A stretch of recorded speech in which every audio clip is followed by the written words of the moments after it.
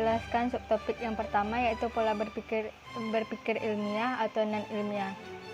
Nah, di sini sebelum membahas apa itu pola pikir ilmiah, sebelumnya kita harus mengetahui apa itu berpikir.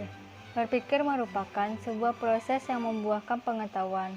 Proses ini merupakan serangkaian gerak pemikiran dalam mengikuti jalan pemikiran tertentu yang akhirnya sampai pada sebuah kesimpulan yang berupa pengetahuan. Nah, di sini berpikir ilmiah adalah berpikir yang logis dan empiris. Logis yaitu masuk akal, empiris yaitu dibahas secara mendalam berdasarkan fakta yang dapat dipertanggungjawabkan sehingga menghasilkan pengetahuan. Untuk memperoleh pengetahuan ilmiah dapat digunakan dua jenis pendekatan. Yang pertama yaitu pendekatan deduktif dan yang kedua yaitu pendekatan induktif. Pendekatan deduktif merupakan prosedur yang berpangkal pada suatu peristiwa umum yang kebenarannya telah diketahui atau diyakini dan berakhir pada suatu kesimpulan atau pengetahuan baru yang bersifat lebih khusus. Nah, metode ini diawali dari pembentukan teori hipotesis, definisi operasional, instrumen, dan operasionalisasi. Dengan kata lain, untuk memahami suatu gejala terlebih dahulu harus memiliki konsep dan teori tentang gejala tersebut dan selanjutnya dilakukan penelitian di lapangan. Dengan demikian, konteks pendekatan deduktif tersebut, konsep dan teori merupakan kata kunci untuk memahami suatu gejala. Berbeda dengan berpikir ilmiah, pola pikir non-ilmiah merupakan pola pikir yang tidak sistematis, sehingga tidak bisa menghasilkan pengetahuan, karena pola pikir non-ilmiah tidak teruji secara komprehensif. Nah, selanjutnya, subtopik yang kedua yaitu hakikat, tujuan, dan fungsi penelitian pendidikan. Yang pertama, pengertian penelitian. Penelitian tidak lain adalah artinya yaitu art and science guna mencari jawaban terhadap suatu permasalahan. Karena seni dan ilmiah, maka penelitian juga akan memberikan ruang-ruang yang akan mengakomodasikan adanya perbedaan tentang apa yang dimaksud dengan penelitian. Penelitian dapat pula diartikan sebagai cara pengamatan atau inquiry dan mempunyai tujuan untuk mencari jawaban permasalahan atau proses penemuan, baik itu discovery maupun invention. Discovery diartikan hasil temuan yang memang sebetulnya sudah ada, sehingga invention dapat diartikan sebagai penemuan hasil penelitian yang betul-betul baru. Oleh karena itu dapat diartikan bahwa penelitian adalah merupakan proses ilmiah yang mencakup sifat formal dan intensif. Karakter formal dan intensif karena mereka terikat dengan aturan, urutan maupun cara penyajian agar memperoleh hasil yang diakui dan bermanfaat bagi kehidupan manusia. Intensif dengan menerapkan ketelitian dan ketepatan dalam melakukan proses penelitian agar memperoleh hasil yang dapat dipertanggungjawabkan. Memecahkan problem melalui hubungan sebab akibat dan dapat diulang kembali dengan cara yang sama dan hasil yang sama. Tujuan penelitian. Yang pertama yaitu memperoleh informasi baru. Yang kedua yaitu mengembangkan dan menjelaskan. Yang ketiga menerangkan, memprediksi dan mengontrol suatu ubahan. Dan selanjutnya fungsi penelitian. Yang pertama mendeskripsikan serta memberikan data atau informasi. Yang kedua, menjelaskan latar belakang tentang terjadinya suatu peristiwa atau fenomena. Yang ketiga, menyusun sebuah teori. Yang keempat, meramal, mengestimasi, dan memproyeksi suatu peristiwa yang mungkin terjadi berdasarkan dengan data-data yang sudah dikumpulkan. Yang terakhir yaitu mengendalikan peristiwa maupun gejala-gejala yang terjadi. Selanjutnya, subtopik tentang jenis-jenis penelitian di bidang pendidikan. Jenis-jenis penelitian di bidang pendidikan yaitu yang pertama, penelitian kuantitatif. Penelitian kuantitatif adalah metode penelitian yang banyak menggunakan data angka dengan segala bentuk analisisnya. Yang kedua yaitu penelitian kualitatif.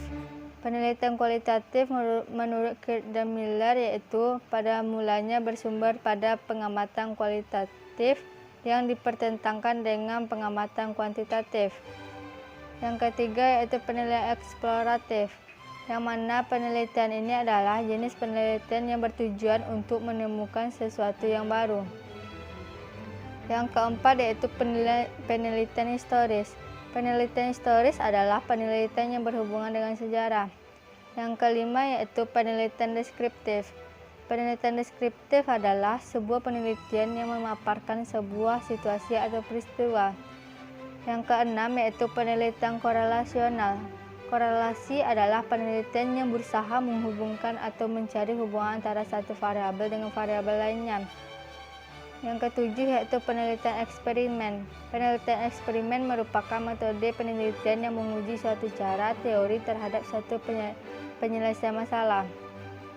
Yang selanjutnya yaitu causal comparative research, yang mana penelitian ini mengandung sebab akibat, yaitu penelitian yang mengungkapkan pengaruh sebab akibat berdasarkan variabel yang ada.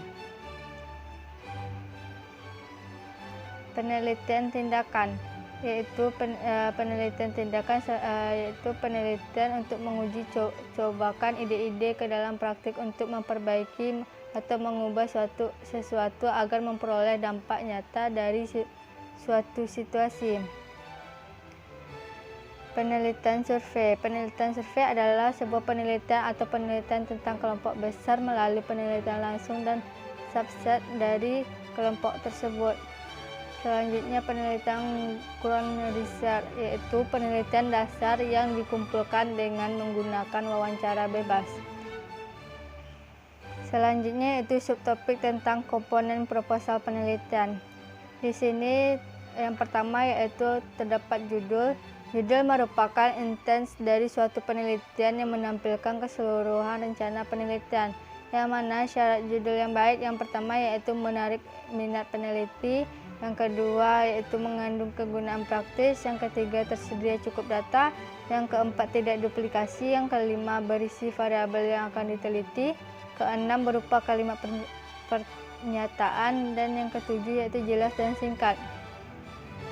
Yang selanjutnya yaitu latar belakang masalah. Latar belakang merupakan pengantar yang menjelaskan secara singkat materi penelitian yang ditulis secara sistematis dan terarah. Yang ketiga yaitu rumusan masalah. Rumusan masalah dapat berupa pernyataan masalah atau pertanyaan masalah. Selanjutnya tujuan penelitian.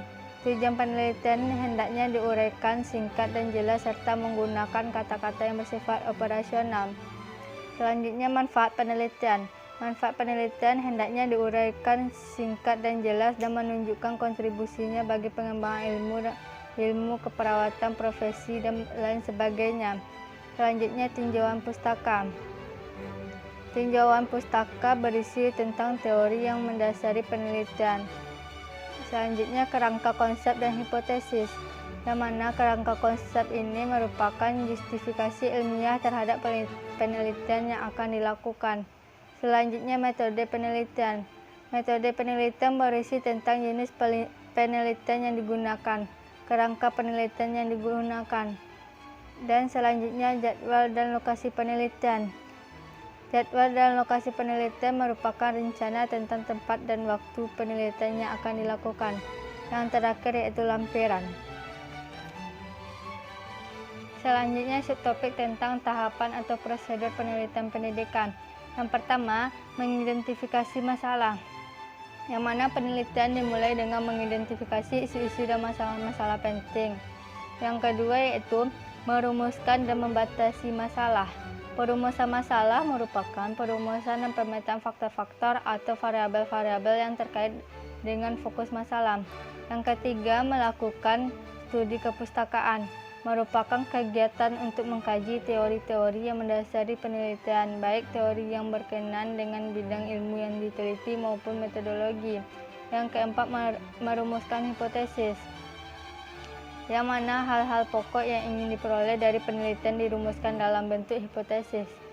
Selanjutnya, menentukan desain dan metode penelitian.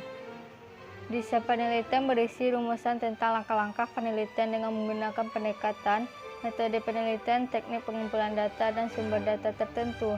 Selanjutnya, menyusun instrumen dan mengumpulkan data. Kegiatan pengumpulan data didahului oleh penentuan teknik, penyusunan, dan pengujian instrumen pengumpulan data yang akan digunakan. Selanjutnya, menganalisis data dan menyajikan hasil. Analisis data menjelaskan teknik dan langkah-langkah yang ditempuh dalam mengolah atau menganalisis data. Selanjutnya, menginterpretasi temuan. Hasil analisis data masih berbentuk temuan yang belum diberi makna.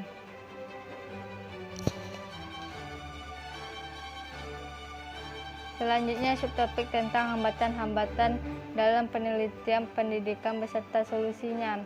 Yang pertama yaitu faktor internal.